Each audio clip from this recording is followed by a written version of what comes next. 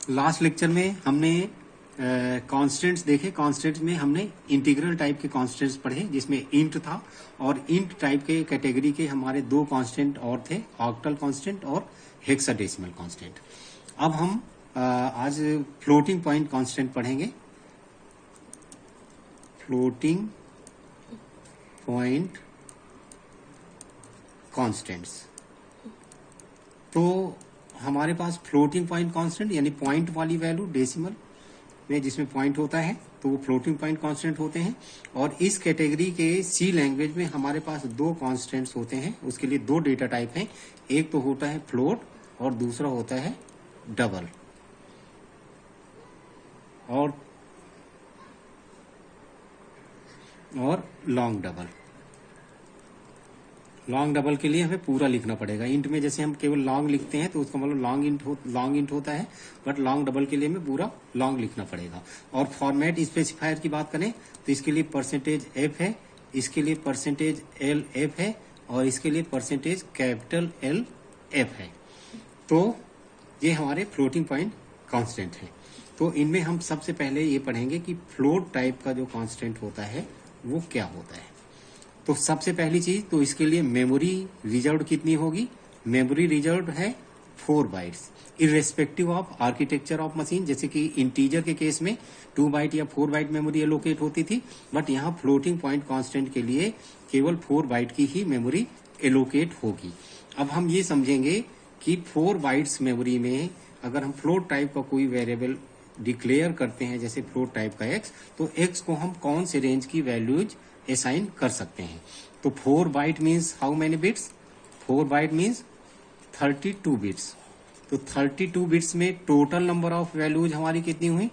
Total number of values हमारी जो हुई वो 2 to the power 32 total number of values. इनमें से हाफ निगेटिव और हाफ पॉजिटिव वैल्यूज रेंज निकालने के लिए निकालना पड़ेगा। इसका मतलब ये हुआ 2 to the power 32 divided by 2 which is equal to 2 to the power 31। अब ये जो रेंज अगर हम देखें कि x को कौन सी वैल्यू असाइन कर सकते हैं, तो -2 टू द पावर 31 से लेके 0 से लेके 2 टू द पावर 31 -1, लास्ट में एक कम आ जाएगा क्योंकि 0 यहाँ इंक्लूड हो गया, 0 1। तो ये हमारी रेंज हुई।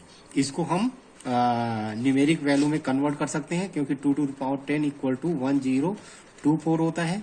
तो हम 2 टू द पावर 31 की वैल्यू निकालने के लिए 1024 इंटू 1024 इंटू 1024 इंटू 2, तो 2 to power 10 2 to power 10 2 to power 10 into 2, तो ये 2 टू पावर 31 के इक्वल हो गया।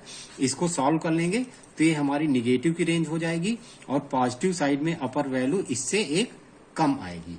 तो ये हमारी फ्लोटिंग टाइप कांस्टेंट वैल्यूज हो गई। अब हम इसमें ये देखते हैं कि what are various valid floating point constants. Valid floating point constants कौन कौन से होते हैं जिनको हम असाइन कर सकते हैं एक्स में। तो ये हमारे जो हैं जैसे कि हमारी वैल्यू हो गई पॉइंट होगा इसमें, जैसे कि हमने लिखा 5.2, यहाँ पॉइंट आएगा 5.2 हमारी फ्लोटिंग पॉइंट वैल्यू है। और हालांकि ये डबल वैल्यू है, लेकिन अभी हम रेंज निकालना चाह रहे हैं। तो रेंज देखने के लिए तो 5.2 हो गया। इसी तरह निगेटिव में जैसे हो गया 0.5 हो गया, या फिर 0.005 हो गया, या 0.5 हो गया, या 5 पॉइंट भी हो गया, या फिर 5.0 भी हो गया। ध्यान देना है यहाँ पे 5 पॉइंट, केवल पॉइंट लगाने से भी ये हमारा कांस्टेंट वैलिड कांस्टेंट है। इसी तरह से हम मैक्सिमम रेंज जो हुई वो वाली वैल्यू भी हो सकती है। जैसे हमने यहाँ पे 10,000.0 लगा दिया, तो ये भी हमारी एक valid floating point constant value है। तो ये हमारे वैलिड फ्लोटिंग पॉइंट कांस्टेंट्स हैं। इसमें इनवैलिड फ्लोटिंग पॉइंट कांस्टेंट कौन से हैं। इनवैलिड हमें देखना है। इनवैलिड जैसे हमारे पास यहाँ पे हमने कॉमा लगा दिया 10,000, ये हमारा इनवैलिड फ्लोटिंग पॉइंट कांस्टेंट है।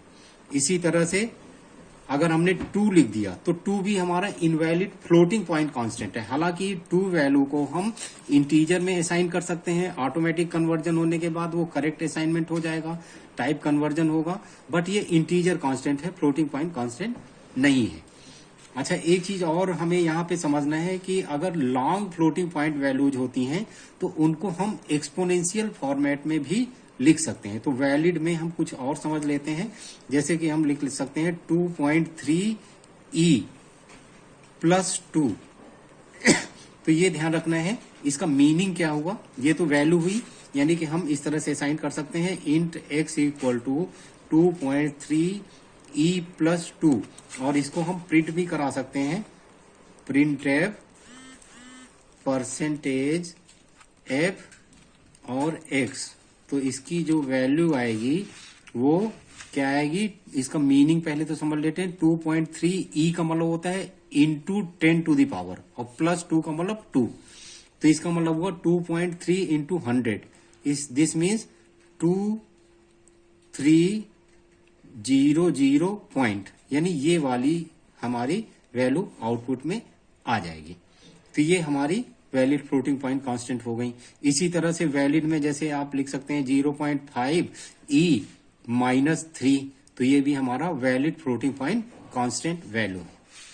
अब एग्जाम्पल में हम एक समझते हैं, जैसे कि हमने यहां लिखा फ्लोट टाइप का a is equal to 2.3e plus 5। तो ये सही है या गलत है? हाँ, ये जरूर ध्यान रखें, ई को हम स्मॉल या कैप्स दोनों में भी लिख सकते हैं। यहाँ पे एक्सपोनेंट पार्ट जो है स्मॉल या कैप्स दोनों में लिख सकते हैं। तो ये वैलिड है या इनवैलिड है? ये गलत है, इसमें एरर आएगी, सिंटैक्स एरर है। ये एरर इसलिए है क्योंकि यहाँ पे ई और प्लस के बीच में और 5 के बीच में स्पेस नहीं होना चाहिए। ये स्पेस गिवन है ना, तो ये स्पेस गलत है। ये वैल्यू हमें एक साथ लिखनी पड़ेगी। तो इसका वैलिड अगर आप लिखना चाहते हैं तो a equal to 2.3e plus 5 लिखना पड़ेगा। अदरवाइज ये गलत इसलिए हो जाएगा क्योंकि e को ये एक वेरिएबल नेम समझेगा, 2.3 को एक वैल्यू, तो इसके बीच में कोई ऑपरेटर होना चाहिए, और यहाँ पे e और प्लस को ये प्लस करेगा, प्लस समझेगा। तो ये एक्सपोनेंट की तरह नहीं यूज करेगा, ये इनवैलिड कांस्टेंट हो जाएगा। दूसरा एग्जाम्पल आप यहां से समझ सकते हैं, जैसे हमने यहाँ पे मेन लिखा, हैश इंक्लूड आप लगा सकते हैं, लेकिन अगर कुछ कंपाइलर जैसे डेव C++ या टर्बो C यूज करते हैं तो वहां पे हैश इंक्लूड की जरूरत नहीं पड़ेगी, वो ऑप्शनल है। stdio.h और conio.h के लिए ऑप्शनल है, बट यूनिक्स कंपाइलर यूज करेंगे तो वहां पे आपको हर एक फंक्शन के करस्पॉन्डिंग हेडर फाइल इंक्लूड करना मस्ट होगा। यहाँ फंक्शन का रिटर्न टाइप भी लिखना मस्ट होगा, और यहाँ पे रिटर्न कीवर्ड लगाना भी कंपलसरी होगा। बट अभी ये जो प्रोग्राम हम बना रहे हैं डेव C++ या टर्बो C++ में परफेक्टली वैलिड है, ये रन करेंगे। और बाकी कंपाइलर्स के लिए आपको यहाँ जैसे कि यहाँ इंट लिख दिया रिटर्न टाइप, और यहाँ रिटर्न 0 लिख दिया, और फिर करस्पॉन्डिंग हेडर फाइल भी यहाँ पे इंक्लूड करनी पड़ेगी। तो नॉर्मली एक क्वेश्चन जैसे यहाँ पे आता है कि float x is equal to 5 point, y is equal to 0.5e2 और z, तो हमने इसको z इक्वल टू लिखा x plus y, printf percentage f और कॉमा z। तो पहले तो ये देखना कि ये प्रोग्राम करेक्ट है या इनकरेक्ट है, क्योंकि यूजुअल प्रोग्राम से थोड़ा सा डिफरेंट है। तो हमें ये समझना है कि हमने ये देखा कि 5 पॉइंट एक वैलिड कांस्टेंट है, और ये एक्सपोनेंशियल फॉर्मेट में लिखा है, तो ये भी एक वैलिड कांस्टेंट है। तो अगर हम आउटपुट देखें तो 5.0 और ये हुआ 0.5 इंटू 10 टू द पावर 2, यानी 0.5 इंटू 100, तो ये हुआ 50, दिस बिकेम 50। तो ये इसका आंसर आ जाएगा 55.0006 टाइम्स। ये तो ये हमारी फ्लोटिंग पॉइंट कांस्टेंट इस तरह से यूज होते हैं। अभी हमने यहाँ पे जितने भी फ्लोटिंग पॉइंट वैल्यूज यूज किए हैं, ये सारी की सारी हालांकि डबल टाइप की वैल्यूज हैं, ये ध्यान रखना है, ये डबल टाइप की वैल्यूज हैं। लेकिन ये सी क्योंकि ऑटोमेटिक टाइप कन्वर्जन कर देता है तो इसलिए अभी यहाँ पे चल जाएगा। लेकिन एक्चुअल फ्लोट वैल्यू लेने के लिए हमें वैल्यू के साथ साथ हमें जैसे x is equal to 2.5f लगाना पड़ेगा, तब जाके ये हमारी फ्लोटिंग पॉइंट टाइप की वैल्यू होगी, अदरवाइज ये हमारी डबल टाइप की वैल्यू होगी। अब हमारा ये परफेक्टली वैलिड स्टेटमेंट है, तो f लगाना जरूरी है। इस चीज को आप देख सकते हैं कि ये अगर हम 2.5 लिखते हैं और 2.5 लिखते हैं, ये f लिखते हैं, तो दोनों में क्या डिफरेंस है। तो ये इस चीज के लिए एक स्टेटमेंट जरा सा आप लिख सकते हैं। जैसे हमने यहाँ पे लिखा प्रिंट एफ परसेंटेज डी। अब हमने यहाँ लिखा साइज ऑफ कीवर्ड क्या बताता है, किसी वैल्यू या डेटा टाइप का मेमोरी साइज बताता है। तो अगर हमने यहाँ पे लिखा साइज ऑफ एक्स, दूसरा लिखा हमने साइज ऑफ 2.5 और तीसरा लिखा साइज ऑफ, एक साथ लिखना है 2.5f, तो तीनों का साइज क्या होगा, x यहां पे हमने ये, इसको हमें फ्लोट लिखना है, इंट नहीं लिखना है, इसको फ्लोट टाइप का है, ये फ्लोट टाइप का वेरिएबल x है जिसको हमने 2.5f वैल्यू असाइन किया है। तो x फ्लोटिंग पॉइंट कांस्टेंट है, तो 2.5 फ्लोटिंग पॉइंट टाइप की ही वैल्यू हमें असाइन करनी चाहिए, ना कि डबल। तो हमने यहाँ पे 2.5f स्टोर किया है। 2.5 अगर करते तो ये डबल टाइप की वैल्यू होती और डबल को इंटीजर में ऑटोमेटिक फ्लोट में ऑटोमेटिक कन्वर्जन होता। तो ये आप देख सकते हैं कि सब में क्या अंतर है। x का साइज निकाला तो x फ्लोट टाइप का है, तो यहाँ पे 4 आएगा। 2.5 का साइज, जो नॉर्मली हम क्या समझते हैं, इसे फ्लोट टाइप की वैल्यू समझते हैं, लेकिन ये फ्लोट नहीं डबल है, और यहां से जस्टिफाई हो जाएगा कि ये डबल है या नहीं। तो अगर फ्लोट होगा तो 4 बाइट आना चाहिए, लेकिन यहाँ पे 4 नहीं 8 बाइट आएगा, 8 आएगा इसका आंसर।